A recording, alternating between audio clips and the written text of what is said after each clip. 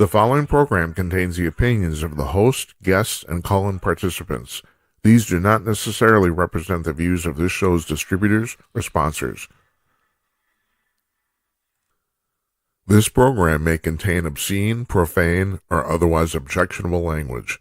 Viewer discretion is advised.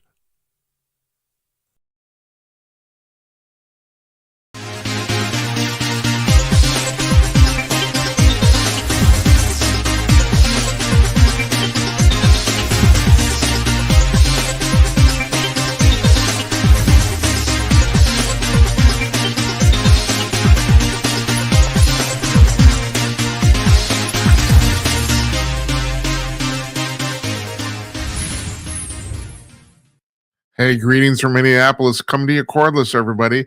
It's Tuesday night, May 20th, 2025. I am Jim Peters. Welcome to another edition of Jim Peters at Night. This is episode number 230 for your scorecards at home. And how am I doing? I'm doing okay. How are you doing? I'll tell you, I'm fascinated by the weather here in Minnesota. We had a stretch here, basically the first 3 weeks of this month. It was in the 80s, and we even had a 90-degree day. Today, the high was 44, and it rained. And I went out shopping, grocery shopping, and I didn't realize it was raining that bad. And oh my God, it's 44. That's not supposed to get above 70 all week, or at least another week. And yes, we already had 90-degree day. We had several 80-degree days. Yeah, that's my story. I'm sticking to it. Our guest tonight, RYAN MCDERMOTT. He's a former Pentagon analyst. He was a commander in the Iraq War in 2003 to 2006, and he's a new author. His book came out today, and as a matter of fact, I'm really happy. I didn't know this. We were the very first stop on his book tour. His book is called, oh, Jesus, Jim. The things I can't remember, I'm going to look, because I don't want to screw this up. It's called Downriver, Memoir of a Warrior Poet. That's what his book is called. And it's about, so we've already done the interview. We did this afternoon. A fascinating guy, really, really thoughtful. And I did not get a chance to read the book. We booked this relatively quickly, I think this weekend on Sunday or something like that for today. So I did not get a chance to read the book, but that's why we had a really, really nice conversation. And he's a really cool guy. So we'll post his book, link to his book onto Amazon on our blog, and you should buy it and read it. I will too, because like I said, I haven't read it either. So after that, part two, the usual rundown here. We are going to take phone calls tonight. We got the ticker at the bottom of the screen running right here. 325, call Jim, 325-225-5546. The phone lines won't be open until the interview's done, because it was pre-recorded. So you can send me a text anytime, 408-458-5088. And you can actually call that number, 325, call Jim anytime you want. And if we're not on the air, you can leave a voicemail, and you should do that, because I really want to know what your sandwich tastes like, because I'm a pervert that way. Okay, we're going to hear from our friends at Conk News, and then we'll be back with RYAN MCDERMOTT. Stay tuned, please.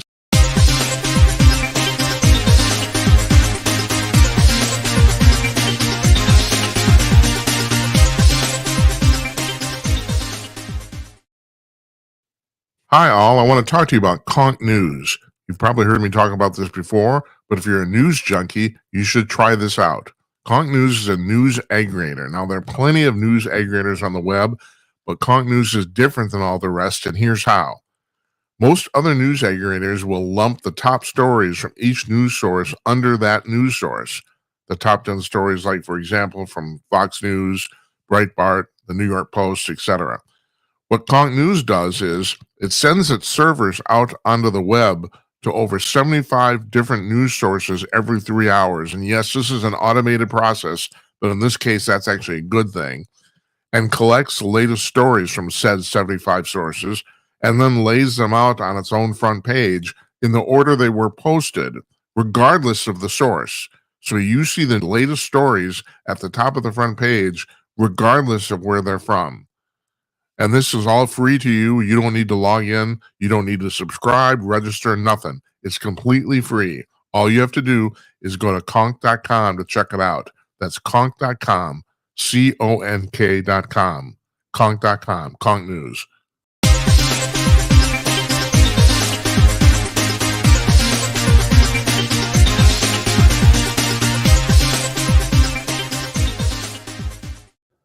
Joining us from New York City today, RYAN MCDERMOTT, author of, oh God, I'm not going to screw up the name of your book.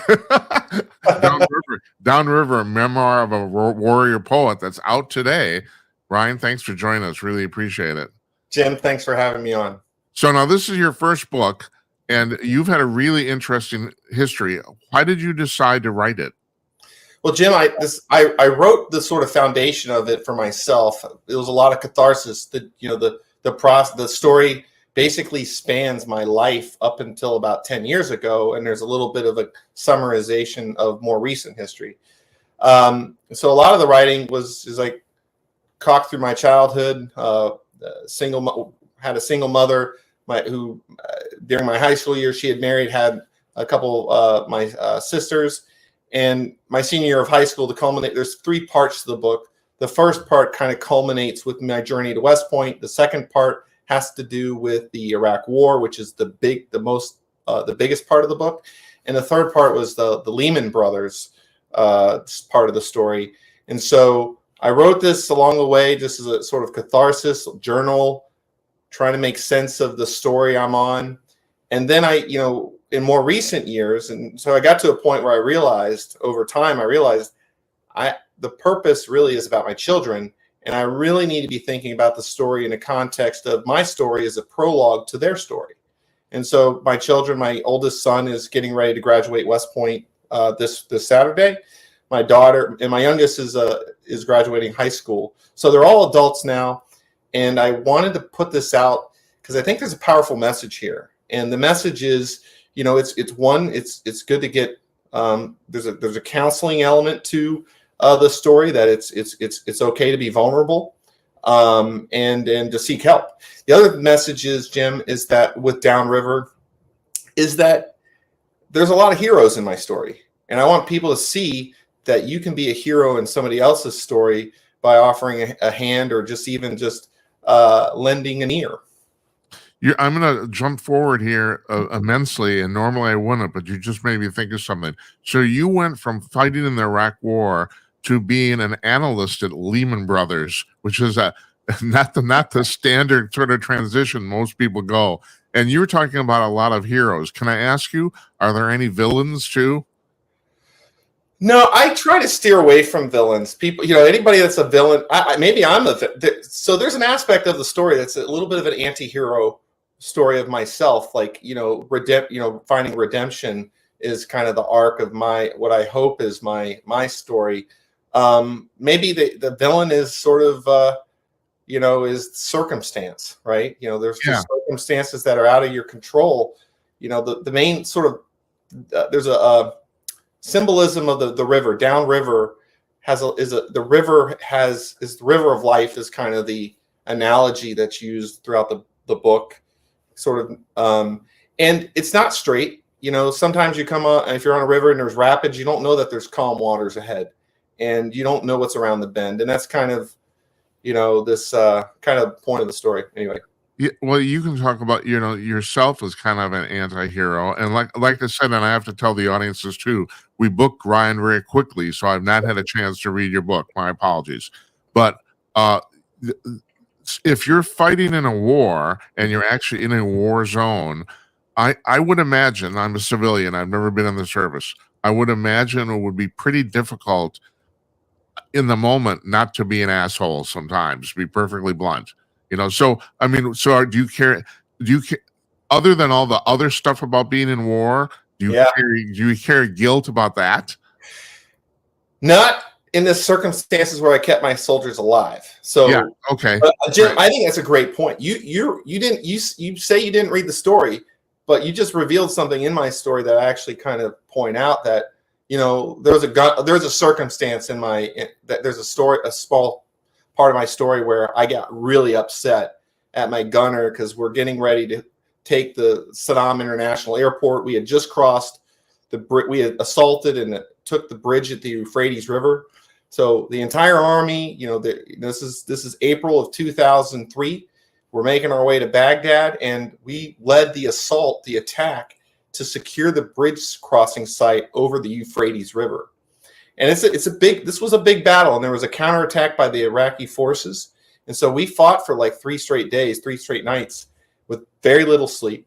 And I remember out in the outskirts of the airport, it's dark, pitch dark, can't see. There's bombs going all over the place, shooting all over the place. And my gunner accidentally fed the ammunition in the wrong direction. The bottom line is that it caused the weapon to jam. And I was a total jerk to him, to put it lightly.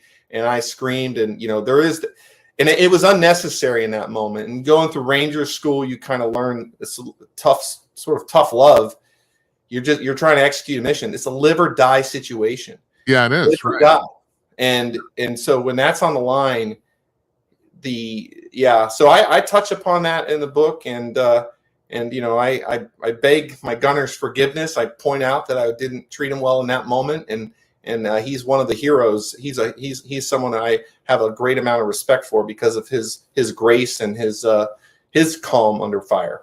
Should I assume, though, that people in that position know that it's a life or death situation and that people are going to get upset? I mean, I just assume that's, if I'm him, I assume, Ryan yelled at me, but it's not that big a deal under the circumstances. I mean, is that the qualifier, or you tell me? Yeah, Jim, that's a great point. I think there's a cultural aspect of the military, and different branches of the military have different cultures.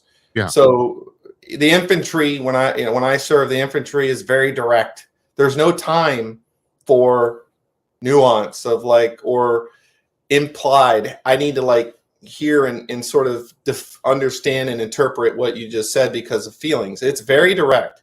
If you're not performing, it's actually, in a weird way, a sign of respect and caring when you get the direct feedback. Hey, you messed up.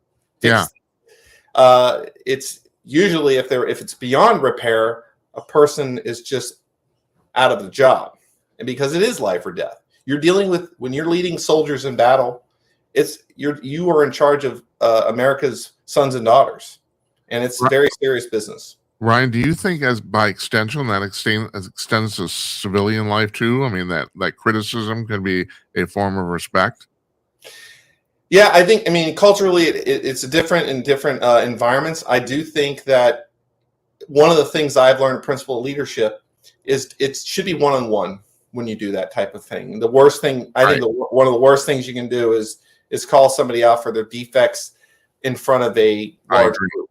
Right. But if it's one-on-one, absolutely.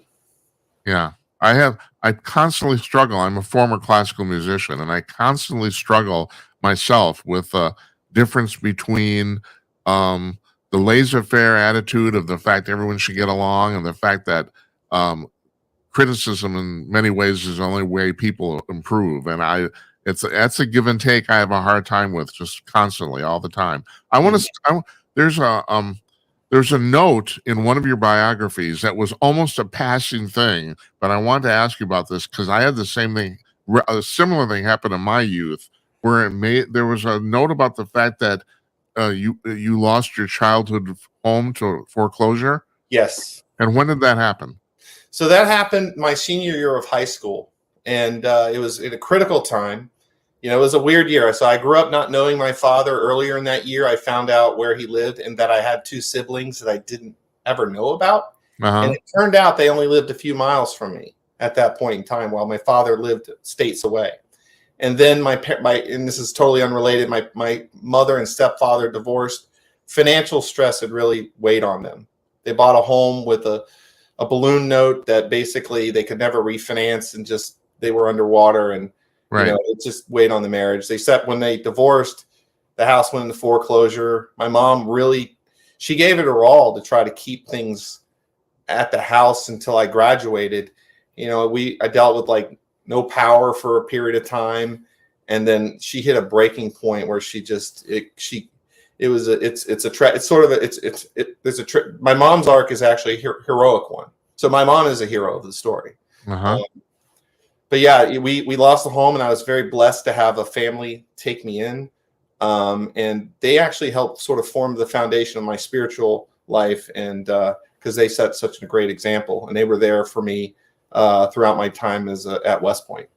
Have you found over the course of your life that bad things usually end up being good, or kind of lead to good things? Yeah, I've definitely learned that like bad things can definitely lead to good things. And it's like the river of life, it's going to flow. There's going to be turns.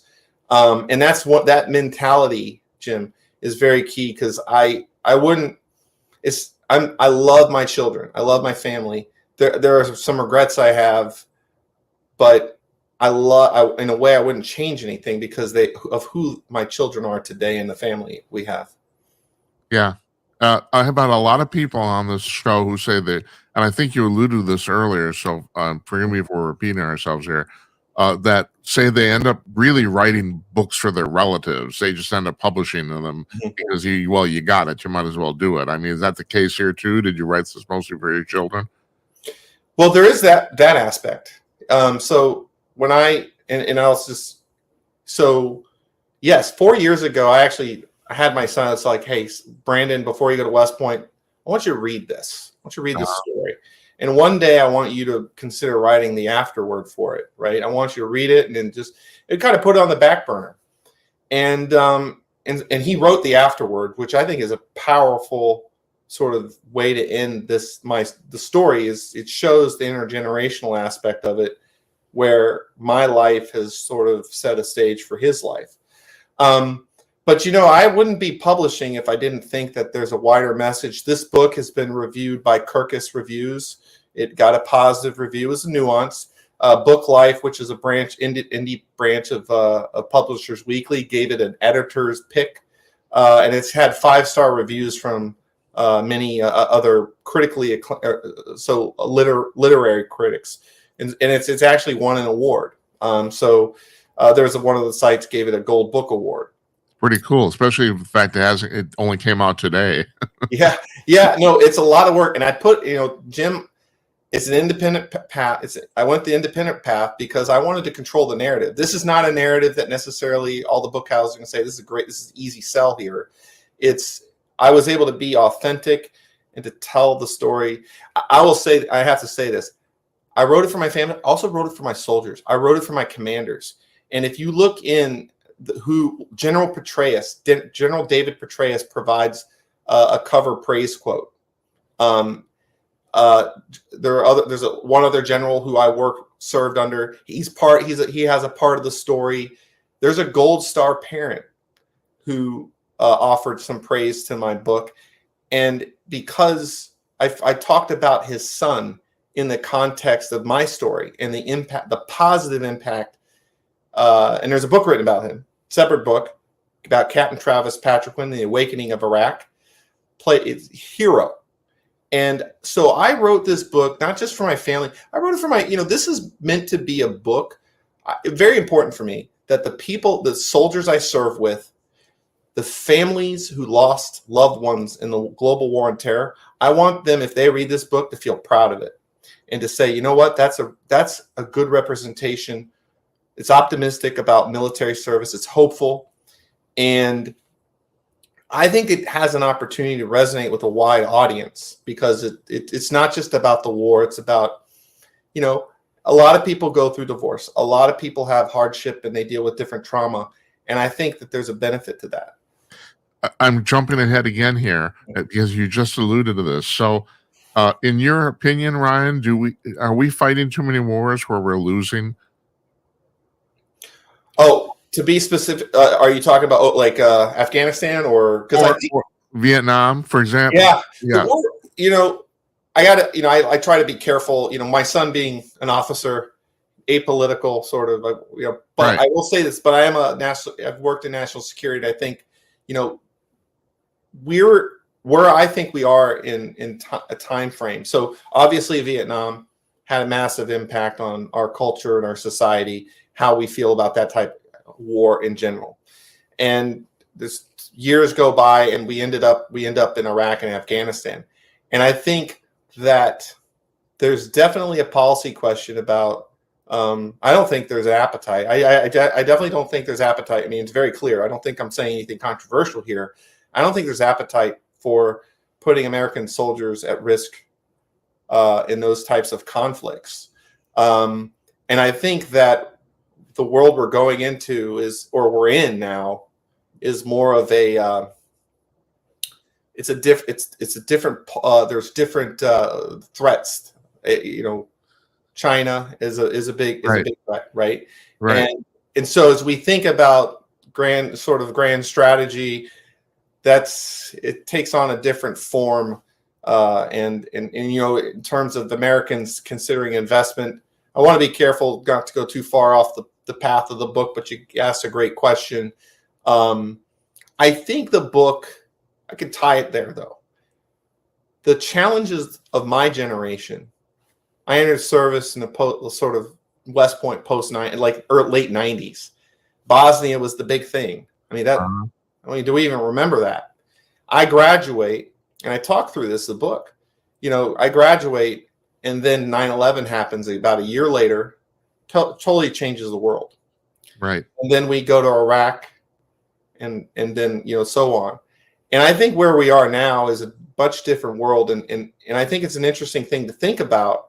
Is that the service that my generation had, and the fact that the men and women who are signing up to serve, like my son and his classmates. I mean, he's humbled by the people. There's such a great these young men and women who are serving now. They chose to serve and are choosing to serve because even despite what they saw in the past, and are very patriotic, and I couldn't be prouder of the young generation are signing up to serve now, because they know that it's much more clear. When I grew up and went into service, it was almost an assumption that we would never go to war. Right. But in some ways, I mean, we seem to be heading right now, and this is really interesting because you are a legitimate national security advisor, and also I got to ask you about how your financial experience plays into that too. But we are in a position right now where we're almost talking about fighting wars by proxy. In other words, like robots and drones and are all being sent out, and it's like before any humans or many get killed, we're going to destroy each other, see who destroys each other's equipment first, and that will determine the winner. First of all, do you see that? Is that true? Do you see that happening? Or I have to think about that. I don't know. I will say this. One thing that's clear is there's more uncertainty as technology sort of increases. So the threat of the past 20 years that I face. So I kind of get into this in the book. One of the last things I talk about, we did a lot of major combat operations all the way through Iraq. The bridge at the Euphrates, we get to the airport, and one of the final missions we had, I talk about being on gate guard and trying to care for the local population. And there was this young man who was, I shouldn't even call him young, a young boy brought to the gate, very badly burned. And we couldn't, it was a very difficult thing. We couldn't care for this young boy. And it was heart-wrenching for me. And we used our own medical supplies to do what we could. And we had to send them on their way because we didn't have the capability to do that. One of the last missions in Iraq that I talk about in the book, Downriver, is that we had to go up and down the highway looking for something they had just termed as the IED. And we didn't know what IEDs were. And it was the infancy of that sort of insurgency. Uh-huh. And so as we kind of go through what that evolution became of sort of how do we do, counterinsurgency over a generation. And that's an asymmetric threat where you've got the technology advantage, all this. You have all the advantages. But one of the things that's different, a little bit asymmetric for the opposing side, is they have there's a potential political will, people invested in whatever cause on their side. And so it's a challenge based on the economics. And so where I see us going now is, or where we are now, and what's generally accepted is that there are, China is a very is a powerful nation. Their interests come into conflict with ours, Yeah. and the nature of war is arguably changing. Now it comes down to political will. I'll get very theoretical with you. There's the theorist Karl von Clausewitz, in the aftermath of the Napoleonic Wars, wrote the treatise on war.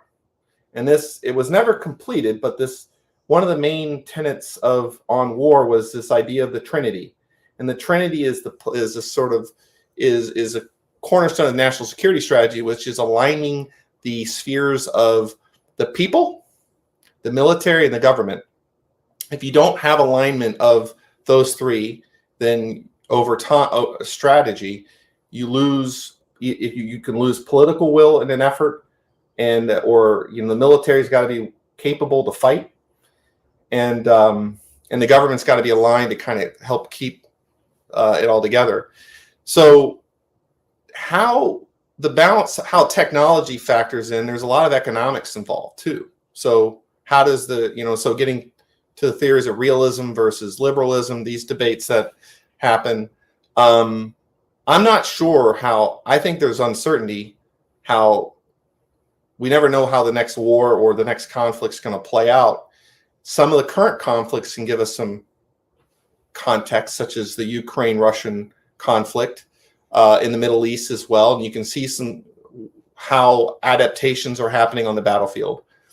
But when you get to powerful nations such as the United States and China, and Russia is a major power as well, you start to get into the strategic level, which is these countries all have nuclear weapons. So I don't know. I mean, I think there are lessons from the past. One of the lessons is we don't know how everything is played. Technology affects the way tactics work. But underlying everything is economics. If you don't have economic strength, you're not going to be able to afford the military strength over time. That's getting way off the book, but no, that's very good. I had a guest on a couple of weeks ago, and we were talking about the fall of the Soviet Union and how that was predicted more or less, but no one expected it to happen as quickly as it did. Mm-hmm. And also, and I guess I'm just making a point here. This isn't even a question. It does seem like as history goes on, as society advances, things happen more and more quickly. It's like things seem. The one thing I seem to notice is that things always seem to happen quicker than people think they're going to. Well, more or less. Now, but that's not a question. I'm just talking. I think it's a great discussion point, though. That it's a great observation. Is that the speed of we were driving up, driving through Virginia and all this, and I'm just imagining like Union soldiers marching, doing foot marches for 20 in West Point too. So I'm graduating West Point this weekend and thinking about how the fact they used to have to do foot marches. Right. Think about the pace of battle back then. Yeah. And so the speed, you're absolutely right. Speed of battle is only constrained by information now, which is you start getting into the quantum, like the technology on quantum level, it's like instantaneous. Yeah, and that actually gets that it does lead to a question. You were talking about like Ukraine versus Russia. Well, that's kind of a traditional war in the sense that they're trying to kill each other. I mean, really, the body count is like the score. But then when you're talking about the United States and China, I don't think anybody foresees China landing at Los Angeles and sending troops into the heartland. I don't think that's ever going to happen ever. And yet, still, it's kind of a Cold War type of stalemate, and under those circumstances, I guess I'm asking you here, even though this isn't actually a question. It seems like you still need a strong military, even though there's probably not going to be any engagement or exchange of fire. Frankly, I mean, am I right about that? How does that work? Well, a strong military definitely leads to better deterrence. And so if we think about it from an economic standpoint, what does our Navy, Air Force, and Army do? So our Navy helps keep sea lanes open, allow freedom of travel. Piracy is actually a real issue. Yeah, that's a real issue. And so if we think about there's access to ports, trade, there's value in terms of like who does what better, where resources are located, and access. So naval power, but also, you know, air power, space power. All those elements of power are critical. So to, you know, and that's where defense is important. You know, it provides an economic infrastructure. You know, there is economic infrastructure. You know, the satellites that go up, our ability to have freedom of maneuver of the air, critical to e-commerce. I mean, think about this. We're having this conversation well apart instantaneously. There's an economics tied to all this, and it's right. secured. It's secured by in a large part by our defense. So, you know, you brought up China and with respect to, you know, the sort of security threat. So there's the security threat, I would argue, in general, is not just like, are they going to attack us here in the home, or is someone going to attack us in the homeland? There's economic interest at stake. And, you know, one thing that is, and this is not secret, this is out there, is that, you know, Taiwan, you know, the other trading partners in that region and some of China's goals come into conflict. And it's like, I don't want to suggest it's like a domino, but there are other reasons why, economic reasons and geographic reasons why Taiwan is so critical in the way we think about national security. Yeah. I want to get back to you being in Iraq, and this is kind of a question that maybe is kind of like master of the obvious, but I don't really think so. My uncle Don just died a couple of weeks ago, and he was a bona fide Vietnam War hero and at a huge military funeral. And he talked to me a lot about the bond of soldiers in battle. Mm-hmm. Can you tell me something about that I maybe don't know? Well, I'm very sorry to hear of your loss, and just, you know, I share the honor and respect, especially as we come up on Memorial Day, Jim. Yeah. You know, and the Vietnam, and I just have to say, the Vietnam era veterans got a raw. I mean, they came back to a much different environment, and that's true. So there is a part of my book that's meant to try to, you know, reach out to the broader cultural. I have to say the bonds I have with the people I serve with, and even people I didn't directly serve with, but I know served, it's incredibly strong because, you know, when we deployed in 2003, when you cross that line of departure, you lose contact. We're not allowed to communicate by internet or anything like that. We're writing letters. And how long do those letters take to get home? 2-3 weeks. And then how long do the letters in response to those come? 2-3 weeks. So you start talking past your partners. You don't have any, but the people that care about you are, you know, my driver, Louis Rosa, my gunner, Ed Verdun, you know, the guys that, and, you know, I serve with, we lived together 24/7. You know, we dealt with that separate, it's a total different environment.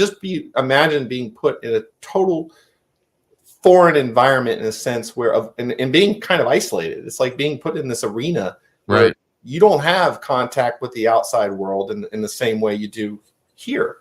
And you're living, you know, you learn. So one of the things that really shaped us is, I can't remember if it was several days or a week into the war, my gunner had been in another company prior to being my gunner. And that company there was a car explosion, a bomb, and killed instantly 3 or 4 of his friends, people that he worked with. And it hit him so immediately. Your family. These are family. Yeah. Something else on the book I kind of want to bring it to as a part of that bond. The book Downriver is that when I got back, I made a decision to get out of the military. But I didn't get out immediately. I went on to a brigade staff, and I actually at one point reconsidered staying in. But then we had my second son, and I decided to get out. And I was put on stop loss. I was allowed to be rear detachment. And so what I did on rear detachment, along with some of my other veteran, we had served the initial wave and we were going to get out, but we stayed stateside, and we handled casualty affairs and the families. And I will tell you, these families, Just imagine being the family member. The family members have their soldier deployed for a year, and they may get a break of a week or two. I can't remember what the break was. Those spouses bond together. And then some bond to their families, because it's such a unique. Where in society do you have a situation where you have your loved one go to war, where they could get killed any day of the, you don't know. You won't know if it happens unless somebody shows up at your door with a uniform suit. And so it's not just the soldier experience that I wanted to cover in Downriver. It's the family experience, those spouses who, and families, and I would even broaden it to the communities that supported the warfighter overseas. Their love and support is what fuels the soldier. They're part of the combat power. Our ability to have the combat power is no stronger than the families and communities that support. It's not written in any manual or anything like that, but a soldier that has a family that cares about them, that's giving them feedback, or sending packages, mail, emails, whatever. That's what keeps the morale of the troops up while they're deployed on the mission. And again, I hope we don't end up in a war where that's necessary, but having that strong foundation in place, if it ever soldiers are called to go to war, is important. My impression is also from your promotional materials that you write a lot about, and I don't know why, but I really, really gravitate toward the subject about the fact of coming back from the war. And so you're stuck in this extremely intense emotional and intellectual situation for your survival with a bunch of people, like you said, that you end up bonding over the intensity of the experience, if nothing else. And then all of a sudden it's done. And so there's an illusion, and you come back and you're expected to go on with your regular, quote unquote, ordinary life. And there's an illusion in your biography materials that you had basically kind of had trouble with, like, regaining your identity. Can you explain that? Yeah, absolutely. So coming back, when we had gotten back from Iraq in 2003, we were greeted as heroes. We did a lot that we were very proud of. If you go back 3rd Infantry Division, that the way things executed up until that point, and you can make some other broader critiques of grand strategy and other policy decisions related, but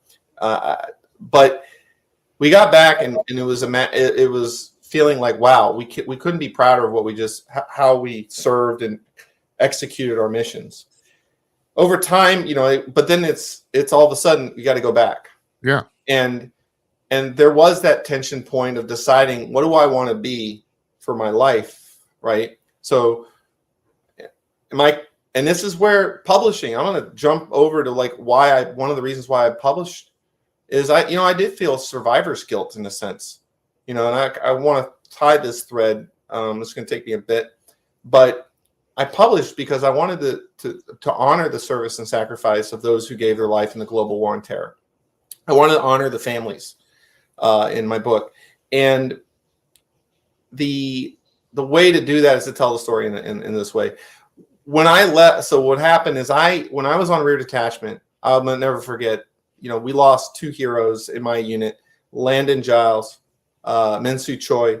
We were very fortunate in a sense that we only lost 2. A lot of other units lost a lot more that year, and it was those 2 young men, heroes, and it was you see having their family come to greeting their family for the ceremony, part of my identity. That is a part of my identity. Those 2, they're Landon's mother, his sister, I'm still connected to them. I reached out to his mother and just about this book to let her know I was mentioning her son in it. It was important to me that she be aware of that. And same thing with Travis Patriquin, his father, who wrote a piece of this. But that's kind of why I wrote it in Atonement. But what happened after I left the military, I went to business school.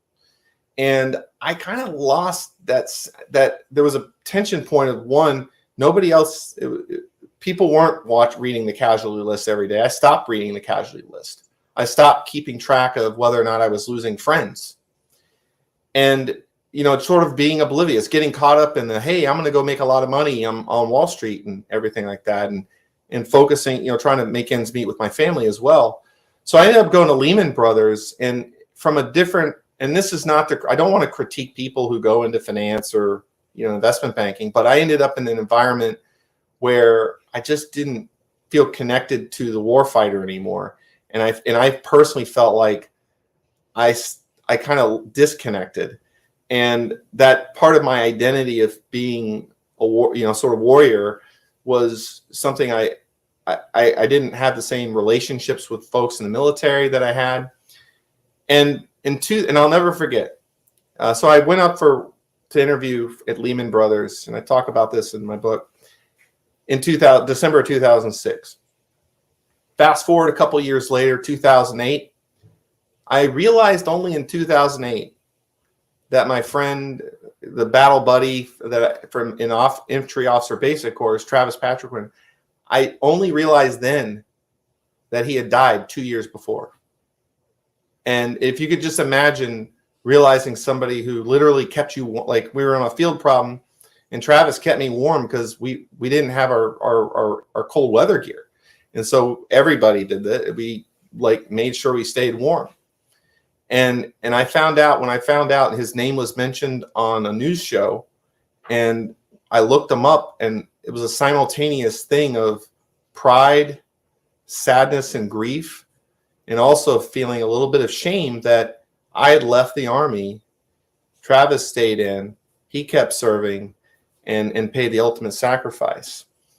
So that is part of the identity piece, is that is sort of wrestling with that, of going from the military sort of the values that I had, and bonds that I had, and then the adjustment into civilian life wasn't as smooth as I should have acknowledged that it was a transition. This is kind of my advice to anybody in the military transitioning out, is that it is a transition and that there are differences.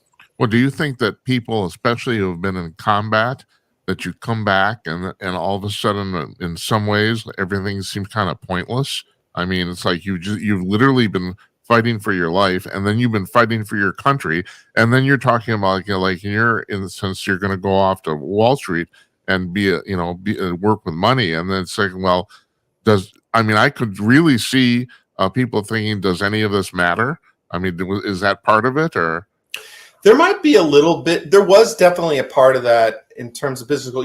I think you're absolutely right. There is a part of that.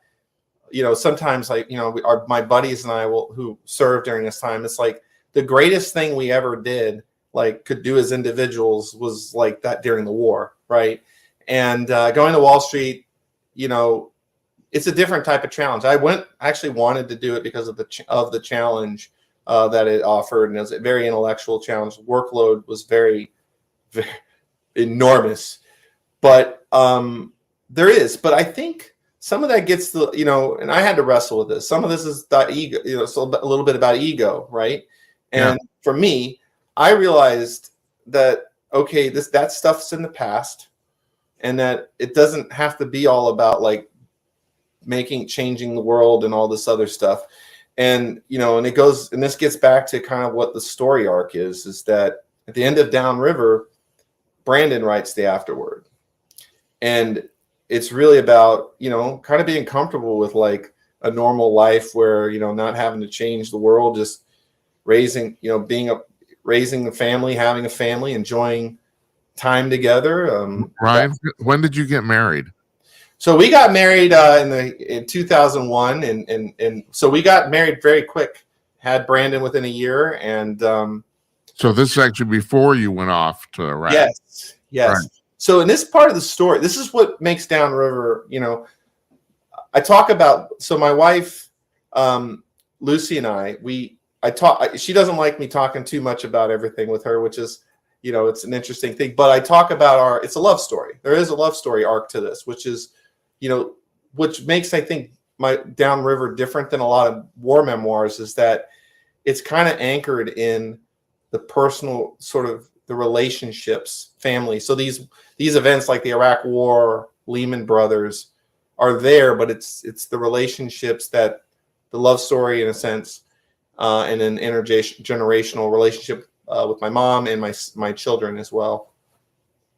Well, you're talking about the intensity of combat, but in some ways, and finding purpose, but raising a family is purpose. I mean, absolutely.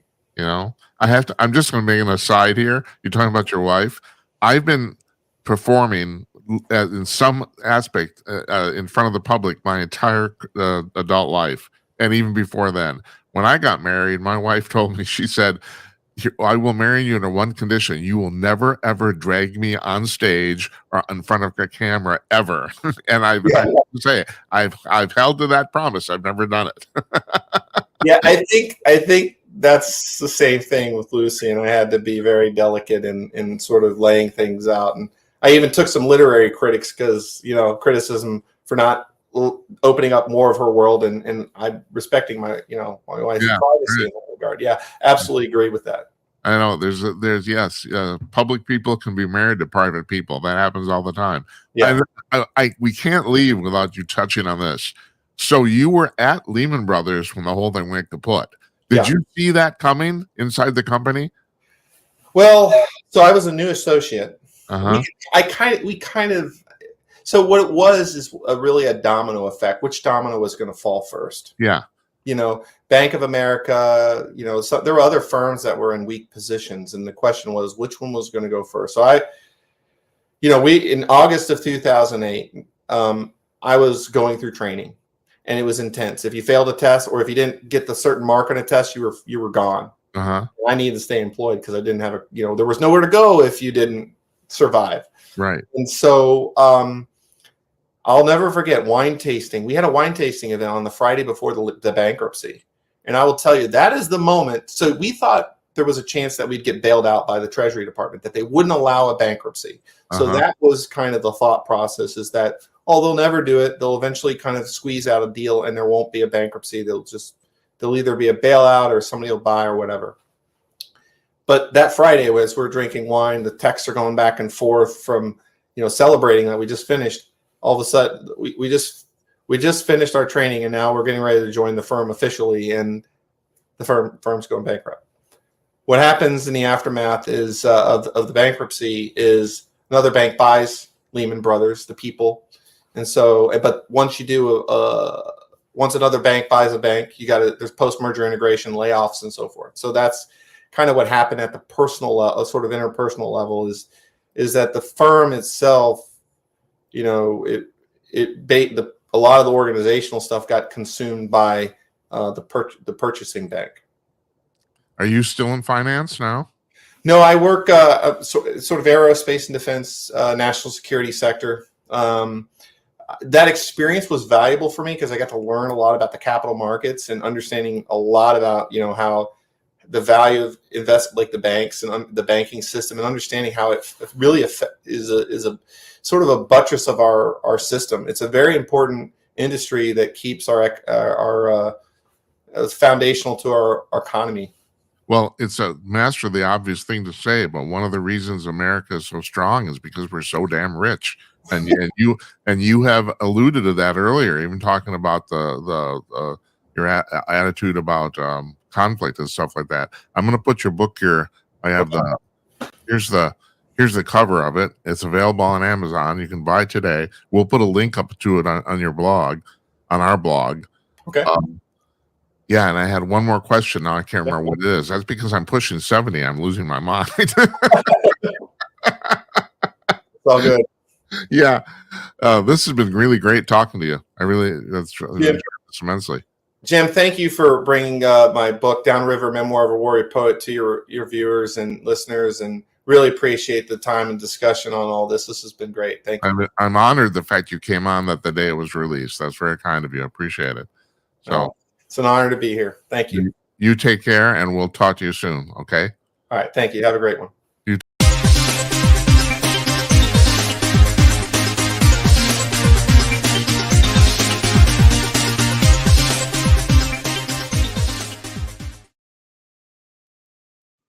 Hi, all. Jim Peters again for Conk News. Let me tell you one of the greatest things about Conk News. It's free. It's completely and totally free. You don't need to register. You don't need to log in, subscribe, none of that stuff. Sure, they run a few ads on the front page, but if you're an old fogey like me, you might actually appreciate this because when you check out Conk News at conk.com, you'll probably notice that it's the closest thing to an old fashioned hard copy newspaper that you'll find online.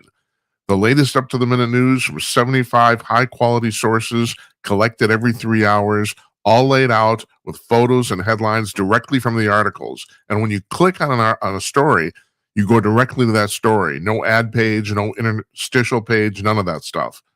This is the way online news is meant to be. And did I mention that it's completely free? Seriously, how much of stuff in America is free now, right? That's of quality anyway. So check this out for yourself. It's at conk.com, conk.com, Conk News.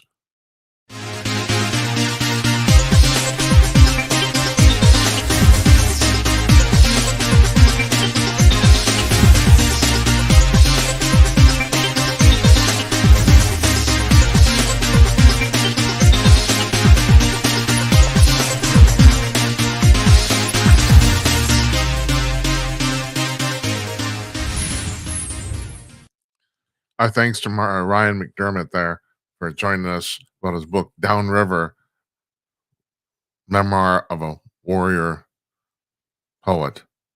There, I did that off the top of my head. I remembered it. Oh, I want to point something out too. I pointed this out before. So if you're wondering, all right, when we do the ads for Conk News, if you're wondering why my stupid little face is in the corner, it's kind of, this is really weird, but I'll explain this to you. And nobody cares, but I care because I'm a geek. Well, I care also because it's my show and it better work.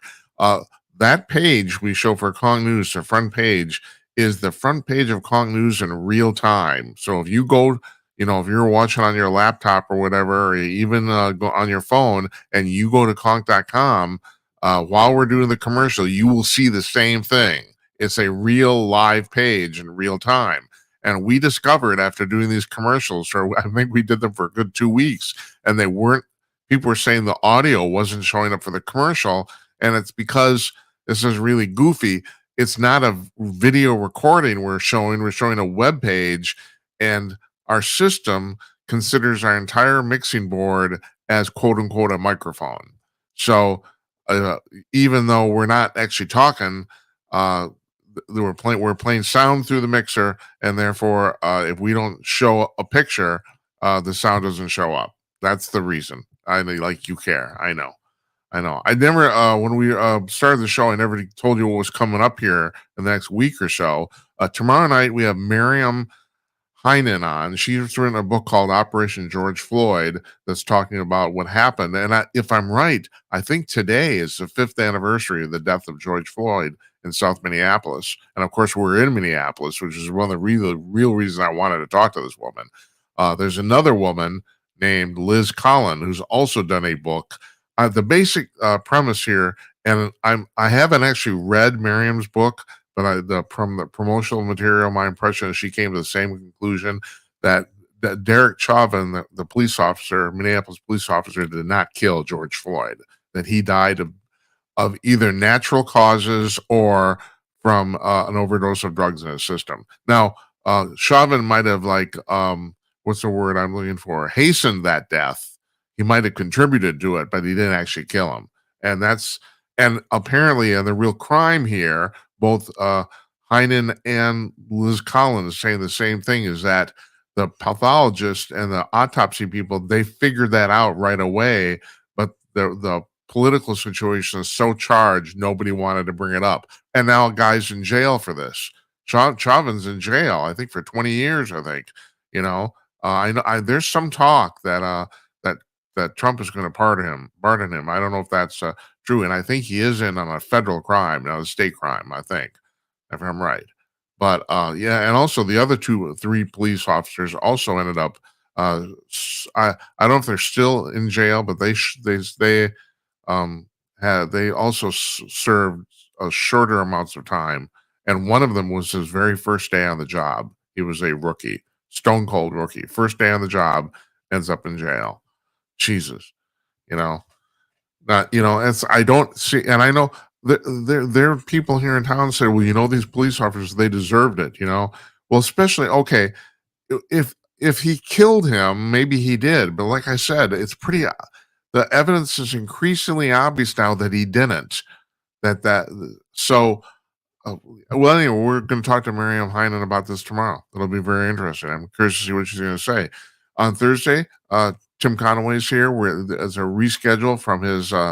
He was supposed to be on last Wednesday, and I had to bail at the last minute. So he's on tomorrow on Thursday, and we talk about it's two old guys shooting the shit. Now the thing about Tim, if you've never watched the show before, Tim is the former executive editor of Hustler magazine, and it isn't just that.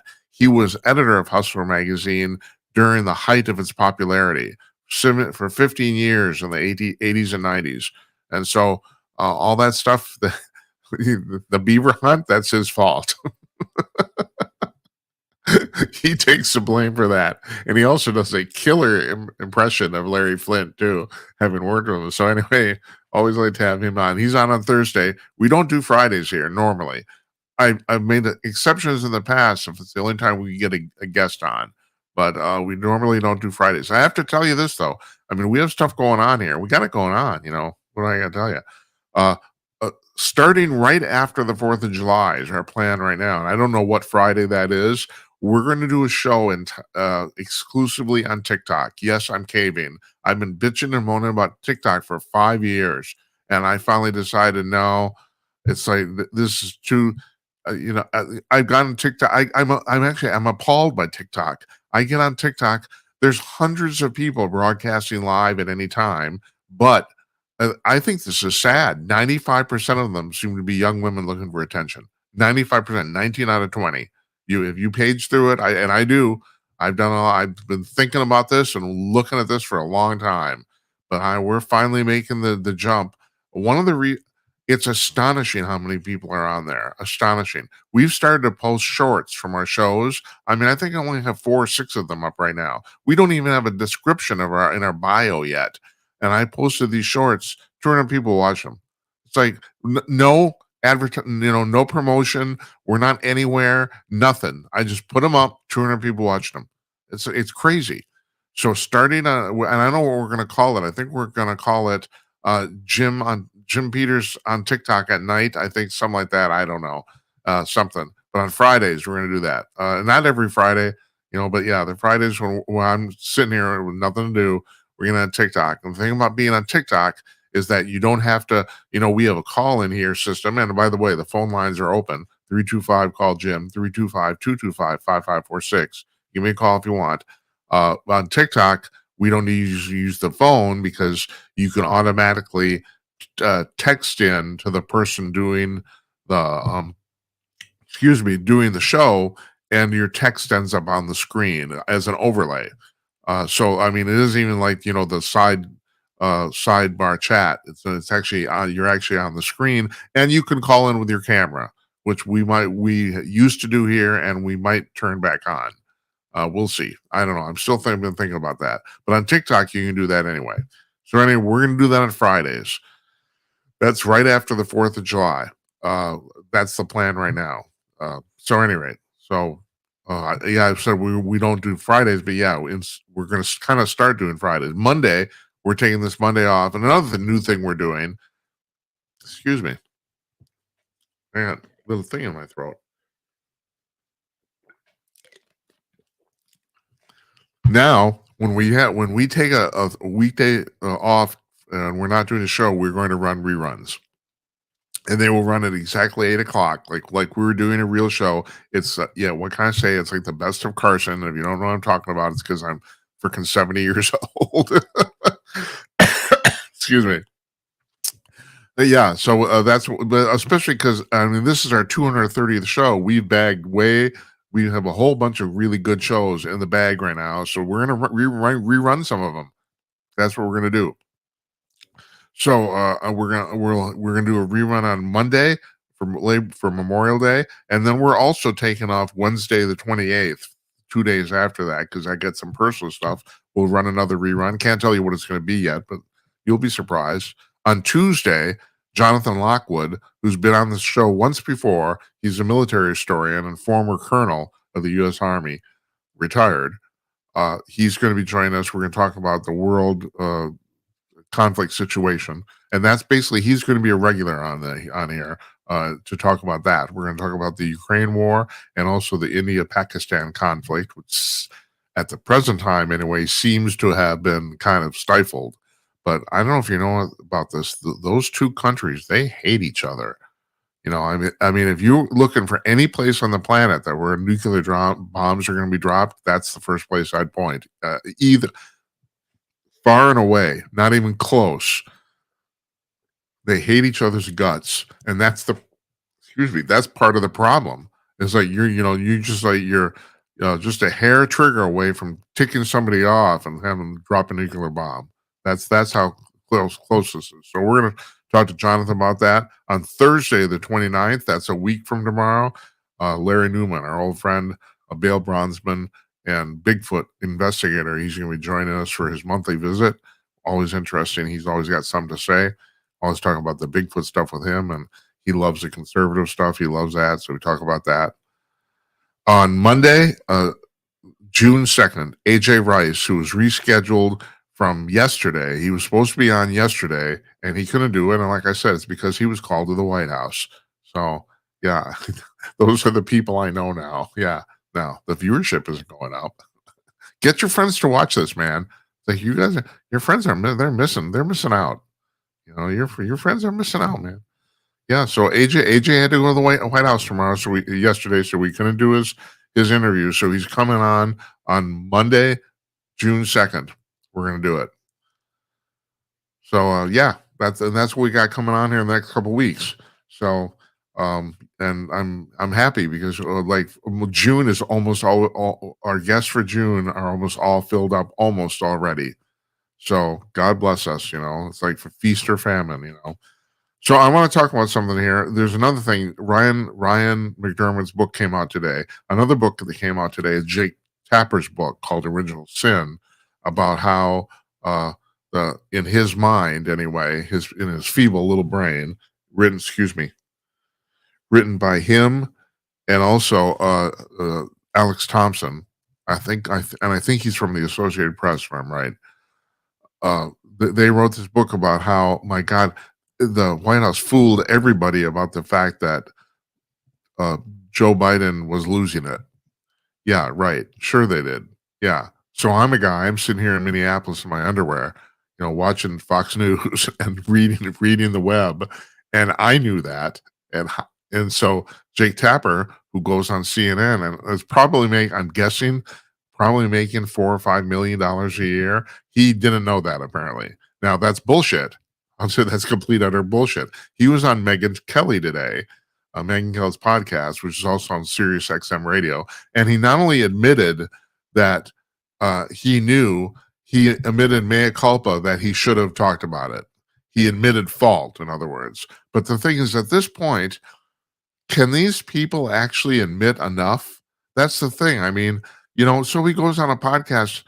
I'm not going to tell you not to buy this book. Do I think you should buy it? No, I don't think this guy does not need a single more dime to his name for writing this crap. It's complete, utter crap. But I'm not going to tell you not to do it. That's you.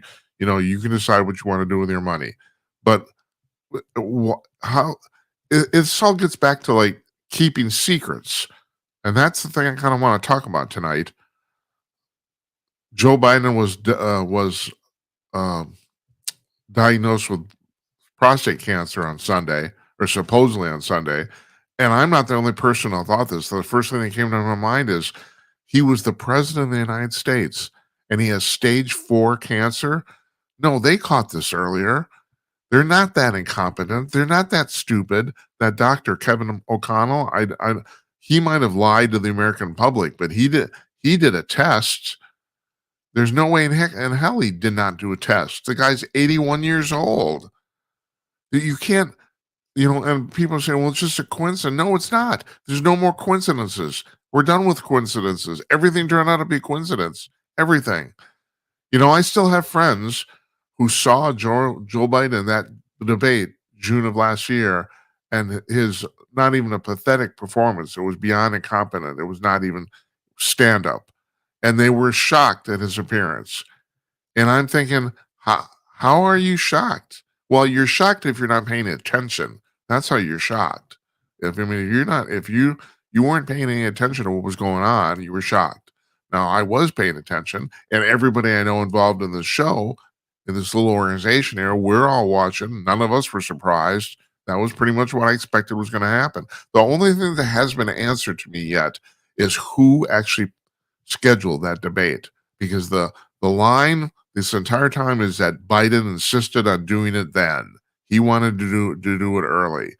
And I don't know if that's true. I don't. It'll be interesting, because the thing is, if you wanted Biden out of the way, that was the best way to do it. Is put him on display.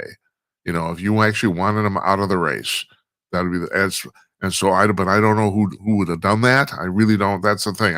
That's the one question I still have here. Was he infirmed? Absolutely. Was he demented? At least partway there, for sure. Now, I've said this before. I actually still think this.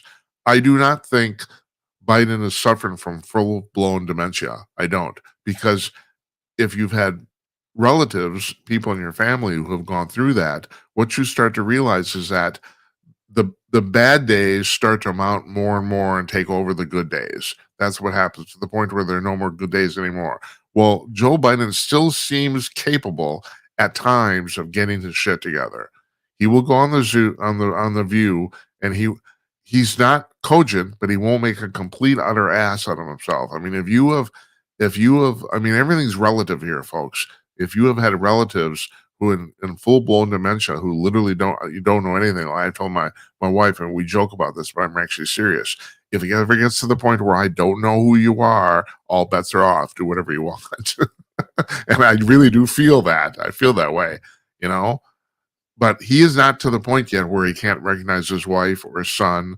I mean, he couldn't recognize George Clooney, but George Clooney's not a close relative of his. But that's the start of it.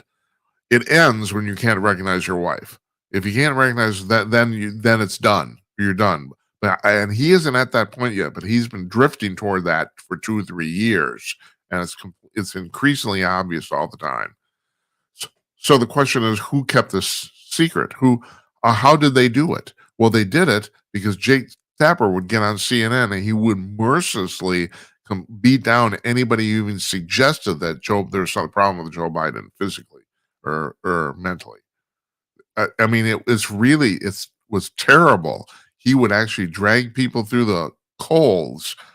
Said, how could you dare suggest that there's something wrong with the president? And then now he's got a book. Oh my God, how did we know? It's like, we didn't know. It's like, oh, I guess I did know. I'm really sorry. Oh, F you. I'm trying not to swear on the show. Swear less and less, but sometimes it's just warranted.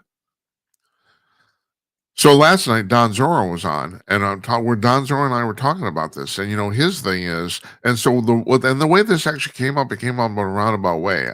Robert Tannenbaum was on the show a week ago Monday, I think, or 2 weeks ago Monday, I can't remember, recently, and he's written a book about. He was the deputy counsel to the House Select Committee on Assassinations. This is the second committee that investigated the JFK assassination. The first one was called the Warren Commission. And most people think he was involved in the Warren Commission. He wasn't. He was involved in the second committee. Now, that second committee, and this never really seems to get any play, but they concluded that John F. Kennedy, the president of the United States, was probably, quote unquote, probably killed as a result of a conspiracy. That's what they concluded. Whereas the Warren Commission concluded that Lee Harvey Oswald did it alone. And it's pretty obvious now they wanted to conclude that because they wanted to wrap this whole thing up and put a nice tidy bow on it and put it in a drawer. That's pretty much, So I'm talking to Don, and Tannenbaum came on here, and he quit the committee. Him and his boss, Richard Sprague, they quit working for the committee because they had, at that time, and he still has it, and this is what his book is about. His book isn't coming out till next month, so we had him on ahead of time. His book is about the fact that they claim that they had and still have irrefutable proof that Lee Harvey Oswald did not shoot John F. Kennedy. Now, I had to hold, this is an aside here, I had to hold him on this because that's not actually what he has. What he has is, I said, the book is subtitled, Lee Harvey Oswald did not kill JFK. And when I told him, I said, no, I think the real subtitle would be, it was accurate, Lee Harvey Oswald did not kill JFK alone. Because he admits there were more than, basically what they proved is that there was more than one shooter in Dealey Plaza. Now, I came to that conclusion a couple of years myself after studying this for 30 years. At this point, I'd say they've proved it with all sorts of different sorts of evidence. They have audio recordings now. They have video, other than the Zapruder film. And this, I mentioned this to him. There's a digitally cleaned up version of the Zapruder film that took out all the camera shakes, all the 15, filled in the 15 frames per second gaps, all that sort of stuff. You know, they ran it through AI, and AI basically created a television version of that film based on the film itself. So what basically fills in all the gaps. And in the digital cleaned up version of that film, it's plainly obvious that the fatal shot to Kennedy's head came from the front. It's painfully obvious. Not to mention the fact that the chief forensics officer for the Dallas Police Department, this woman, she was there for like 20, 25 years. She had firsthand availability of all the evidence in the case because it was local. And she said that she was 100% certain that Kennedy was shot from the front. Those are just testimonials, but there's all sorts of forensic evidence too at this point that Kennedy was shot from the front and that there are at least 3 people involved in the shooting, maybe 4. And there were at least 4 or 5 shots, at least 4. We're talking with I'm talking with Don Sorrow, and Don's always been a single bullet theory guy. He never really bought any of this. But, you know, he said, well, how can anybody keep a secret like that for that long? And my counter to that is, we're talking about keeping secrets in government and how you have a large group of people. He said, yeah, if the CIA killed JFK, at least 50 people knew about it. Yeah, that's right. That's correct. At least 50 people knew. How do they keep it covered up? They don't talk. And you're saying, well, how could they not talk? Well, they don't talk because if they do talk, they're going to end up in jail. You know, and the thing is, the secrecy oaths in the military and in government in the United States are very effective because literally you violate them, you end up in jail for 10 years. It's simple. No, if it's the difference between you keeping your mouth shut and going to jail, people keep their mouth shut. The reason, the proof I'm bringing up about that is the UFO situation, which, you know, we talk about here all the time. If you're not familiar with the show, I do, because I'm probably know more about this than any other subject because I'm kind of stupid. But that's been going on for like 75 years at this point. But you're wondering, how have they kept that covered up? What's been covered up is the fact that we have crashed extraterrestrial spacecraft. And that's all. I've said this for 30 years. I've been doing broadcast shows in some guise or another for the last 30 years. And I've been saying that the government has at least 6 and probably 9 or more crashed extraterrestrial spacecraft. I'm not saying we are talking to aliens. I'm not saying that Eisenhower signed a pact with them. None of that stuff. All that stuff may or may not be true, and you can think it's all bonkers nuts, and that's fine. But we have these crashed extraterrestrial spacecraft. I mean, that I figured out. That I knew. And it's the same thing. How did I know? Guy sitting in Minneapolis in my underwear. How did I know? Well, I study other people's research. That's how I know. But the reason I brought this up is because that's been an open secret in the government. People say, how could you keep that secret? Well, they don't. There's been people coming forward for 30, 40 years saying we have this stuff, that this stuff is real. It's in the news today. I'm going to get to it in just a second. But I really want to talk about this, about keeping secrets. So it's an open secret. And if you know, there's a lot of people that won't buy this stuff. They won't believe it until the president gets up to a podium in the press room and says, yeah, the extraterrestrials are here. People will not buy it until they hear that. And that's partly because people don't want to believe it. I mean, that's my boyfriend is Jeff Meyer from from Call News, I to call him, Bill O'Reilly. He says it's very simple, but it's really true. People only believe what they want to believe.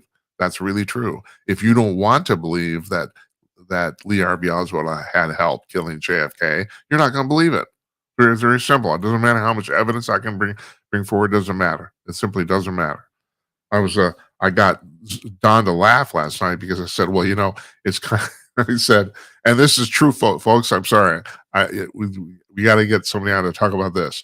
There's more. I said there's more evidence to indicate that Adolf Hitler ran off to Argentina than that he died in the bunker. And that's actually true. If you want to count down evidence, pros and cons, and check them off, there's more evidence that he escaped than that he died there. There is. So, now, yes, I think there's another thing too. And I have to bring this up because I knew a Nazi. I knew one of the people that was close to Hitler, and he told me Hitler escaped. So, that's a really long story, and something I got to tell you. I'm not going to get out of that now, but yeah, I knew. I the same guy. He was in the Wolf Slayer when the bomb went off. I'll tell you. I'll give you just a little side here. He told me something that nobody knows. He said it appeared that Hitler got out of that more or less unscathed. Now, Hitler came back that afternoon to survey the damage. Several people were killed. There are a whole bunch of people that were critically injured in that explosion. But Hitler apparently came out unscathed. That's not true. He said, no, Hitler's arm was blown off. Those guys that came were all his doubles. And for weeks, the people that, the public that saw Hitler actually saw his doubles. He said, no, they had to reattach Hitler's arm. My friend said it was the single most complex operation ever done in Germany up to that time. They reattached his arm and it worked. That he almost died, but they didn't want anybody to know that. So, it's the same. It's the same with the government here. We hide. You don't want people to know that the president of the United States is losing his mind. We'll just keep him in the basement. It's simple. And God knows we will attack anybody who even suggests there's a problem. And that's what Jay Tapper did. And now he's trying to write a book about the fact he's really sorry. F you. Seriously, I can't, if you want to buy his book, you go right ahead. I'm not going to buy it. I don't want to read it. Someone even asked me, one of my friends asked me, if I could have Jake Tapper on the show, would I? No, I wouldn't. I actually thought about that. Would I have Jake Tapper on the show? No. No, he does not need any publicity, and it's all bullshit. He's spouting bullshit. That's all there is to it. And I bring up the UFO thing because it's the same thing. It's an open secret. It's a secret the government's been keeping. But how many people have to come forward and say, "I know what's going on," before people believe it? I mean, now we have people basically coming around every quarter. There's a guy. The latest guy is Matthew Brown. There's a guy named Matthew Brown. He's been on George Knapp and Jeremy Corbell's podcast 3 times, and he's talking about the fact that that he's actually said he's seen the bodies of dead aliens, and he's seen the crashed spacecraft. And the really weird thing is, and I'm speculating by bringing this up, he says that some of these spacecraft are not damaged. In other words, it appears they were basically left as gifts for us. They're just left somewhere and found, and they're found intact and in complete working order. And so, yeah, here you go, stupid humans, figure this out. And apparently we have. Now, there's another guy, and he's anonymous. This has come up too in the last 2 weeks. He posted on Reddit, and you're thinking, okay, well, some dork posted on Reddit, but bear with me for a second. This guy he posted on Reddit, he said that he was a contractor for one of the major aerospace companies. He did not name which one, and he did not name himself. And he said, and I've said this on the program too, that those Tic Tacs flying around down by Catalina Island off Los Angeles, that all the Navy pilots see, that those things are actually ours, but we have them because we reverse engineered alien spacecraft. And I've been saying that too. That's been my take on that too. I've I would bet 95%, 95 to 1 that those things actually belong to us and we're flying them around. But we don't have them because we're brilliant. We have them because we got the technology from somebody else. That's what I think. And this guy said the exact same thing. Now you're wondering how does some stupid guy post on Reddit? Why are you taking that seriously? The reason is because he posted a whole bunch of formerly and currently classified documents that other researchers say they have copies of that are exact. And in some instances, the pictures that he posted were in color, and nobody has color pictures because most of the stuff was run off on a copying machine, right? This guy had apparently had access to the originals, and that's why people believe him, because he had way too much classified, documented classified information that he posted along with his post. Now, a week goes by, not only does he take the post down, he deletes his account. Nobody knows who he is. But the documents he posted alone give substantial credit to the fact he might know what he's talking about. It's not proof, but it raises him way above the level of some dork who just gets on there and says, my grandma was abducted by the reindeer. So the thing is, this is happening constantly now. These people are coming forward. Corbell says, and even Tim Burchett, the congressman, he said there are way, way more quote unquote whistleblowers in the UFO community who are going to come forward than we even know about yet. But he said the congressional committees know they basically have a waiting list, basically, of these people coming forward. So at some point, are you going to believe this? That's the thing. How much proof do you need to know that there was more than one shooter in Dealey Plaza, that Oswald didn't act alone? Now, and also, I will bring this up too, and I talked with Don about this, and Robert Tannenbaum, and I talked about this too. There's actually no proof that Oswald was one of the shooters.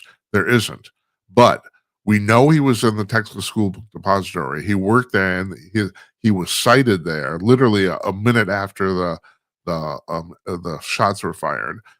And we also know, and Tannenbaum talked about this, he confirmed this, and he didn't have to. This has now become verified public information that Oswald was working for the CIA. We know that now for a fact. So he was in the building, and so at the very least, he was somehow involved. Whether he was a shooter, maybe not. Does it even matter? I don't know if it even matters. He was involved in this, almost for certain. I would say no, for certain. It's beyond a reasonable doubt. He was involved in the killing.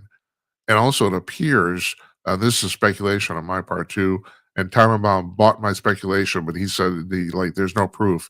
It appears that ahead of time, Oswald was set up to be the designated patsy. That seems to be the case too.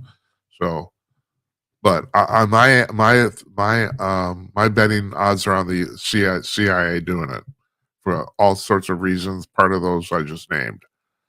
But anyway, well, actually, and the story that I've always bought by a guy named James Files, who claims to actually have been the shooter on the grassy knoll. And the thing about his story is it's corroborated by some physical evidence, which I won't go into here. But yeah, for many years, there was a guy, a French hitman named Lucien Sardi that people thought did it. But Sardi was that, and this has been verified. Sardi was in prison on November 22nd, 1963. Sardi did not do it. And I buy Files' story because some of that stuff was corroborated after the fact of what Files said. But anyway, Files worked for the Chicago mob, and he said that the CIA hired the Chicago mob to do certain domestic killings because technically they weren't supposed to work. The CIA was not supposed to work inside the United States. And that's been, I don't know if I'd say that's verified, but that's been a common tale for many years, that if the CIA wants something really dirty done, they hire the mob to do it. So that's not beyond plausibility at all. So I've just talked for half an hour, but I have I want to point out my point here is that what's kept secret And what is a secret? You know, if if I know that we have crashed extraterrestrial spacecraft and I'm sitting in Minneapolis, like I said, in my underwear watching TV, and I know that, is that a secret? You know, that's the thing. Do you how many of you, when I say you, I mean the public, actually need the Pope to come out and say the extraterrestrials are real? Does it matter if he knows or I know? I don't know. I don't think so. It shouldn't. It shouldn't, but it does because like I said, the barriers that people do not want to believe some of this stuff.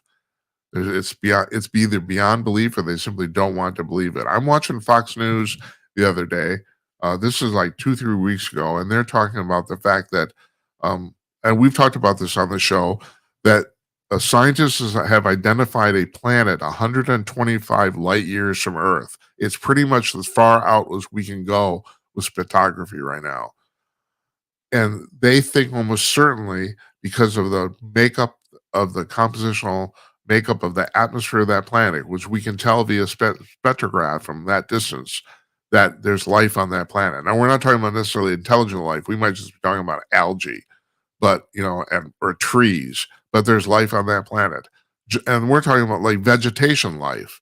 And still, I'm watching Fox News, and I heard 2 anchors on Fox News over the course of a couple hours say that they both said virtually the exact same thing, and said, I don't want to believe this. It's like, and then Dana Perino goes on the 5, and they're talking about it, and she says, I refuse to believe, I don't think there's any life on other planets. Well, now this isn't proof, but it's highly likely that they're correct. That's the thing. I mean, I know a little bit about the science of what's going on here, and for brevity, I won't bore you with it. But yeah, those scientists are probably right. There's probably some sort of vegetative life on that planet, or some sort of life. And people don't want to believe it. They just don't.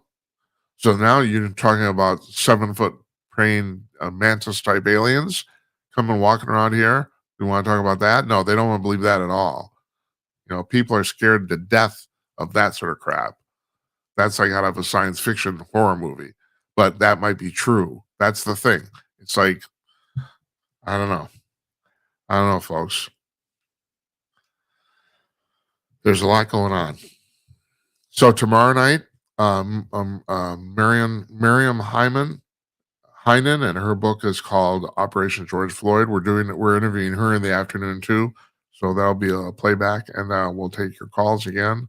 So maybe you should, we're going to wrap this up here now, but you should let me know.